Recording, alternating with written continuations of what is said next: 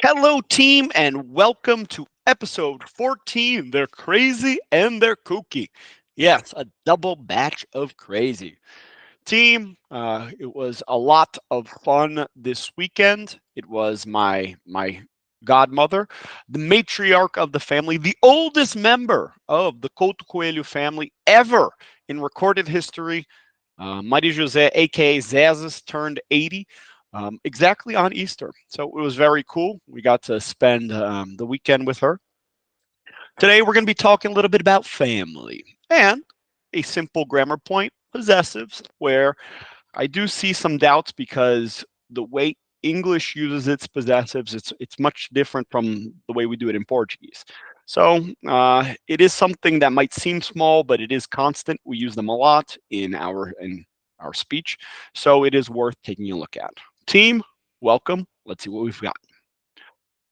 Warm up, just a cool trend that I saw where the grandkids, they just appear out of nowhere at their grandparents' house. They seem to have a lot of fun. It's a good chance to get all the cousins together. So just a fun activity, cool trend. Might give you an idea of something fun to do. Team, the possessives. So this apostrophe, we don't really have it in Portuguese, and they have two uses in English. One, when we are going to make a contraction. It is, it's. So we have that use, but we're talking about the other one today, which is for possession. And I don't mean like my cup, a physical possession, but we do mean that possessive grammatical relationship.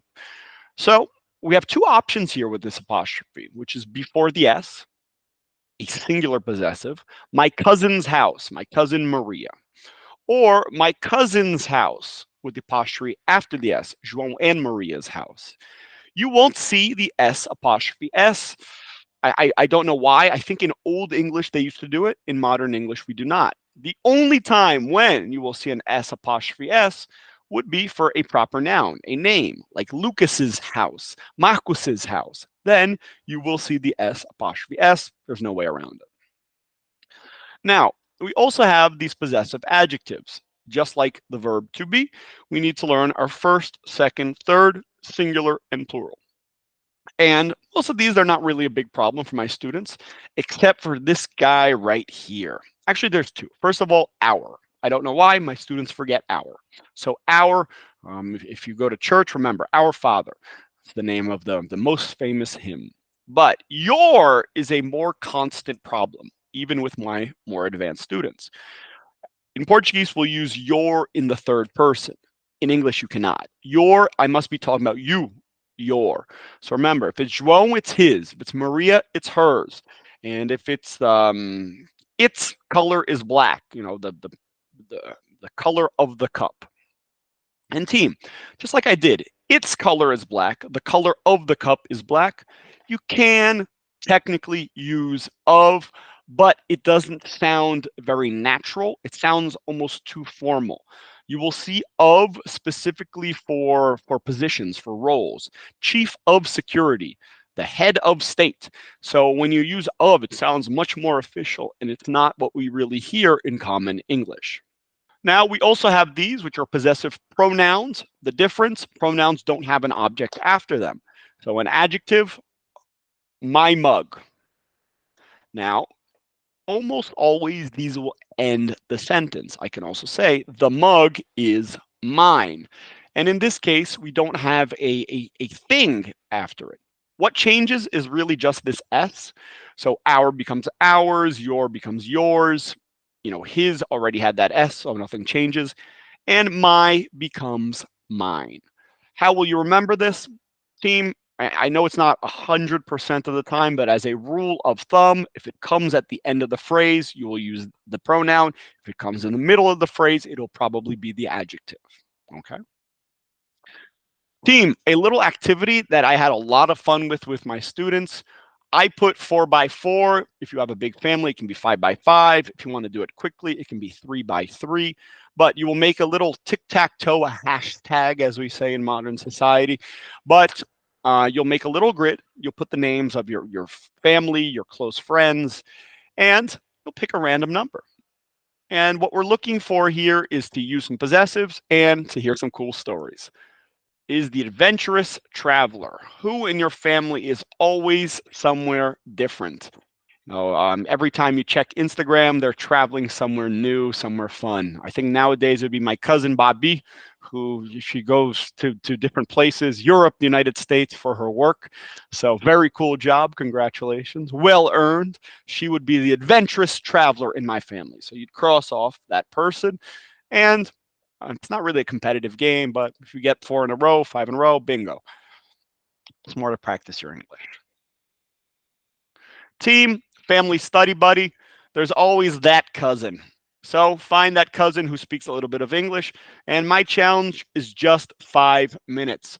You can do it however you want, but it's just to get some new stimulus, practice with some new people, or maybe some of the oldest people. Maybe they were the first ones on your English journey. I do not know. Last up, we have some advanced studies. Team, when I think of why I would want someone, why I would want Elise, my daughter, to speak English, it's because of content like this. For every podcast in Portuguese, I'm going to guess there's maybe 50, 100 in English. So we have a lot of access. It's not about that, oh, in English it's better. No, you just have more options. So it's easier to find something specifically, uh, you know, that interests you specifically. And in this case, Dr. Cal Newport, How to Enhance Focus and Productivity. He is a computer programming teacher. He is awesome the way he speaks, the way he sees things. If you are struggling with focus, productivity, or just want to improve yours, awesome podcast. So, some questions for you to think. What would it take for you to give up social media? What is your office at home like? This is actually a surprising one. I loved what he talked about, how important it is for us to separate our productive environment from our creative environment, from our leisure environment. And it's not something I really ever thought about. So really cool. What 3 things help your productivity the most? It's a good one. So conversation starters, let me pick one. Yes, this might be you if you've eaten too much chocolate over Easter. But did your family have any house rules? This is a good one. When I was younger, my mom always was very serious about taking shoes and sneakers off before entering the house. And something that I just thought was normal. And I realized that other houses didn't do this later on.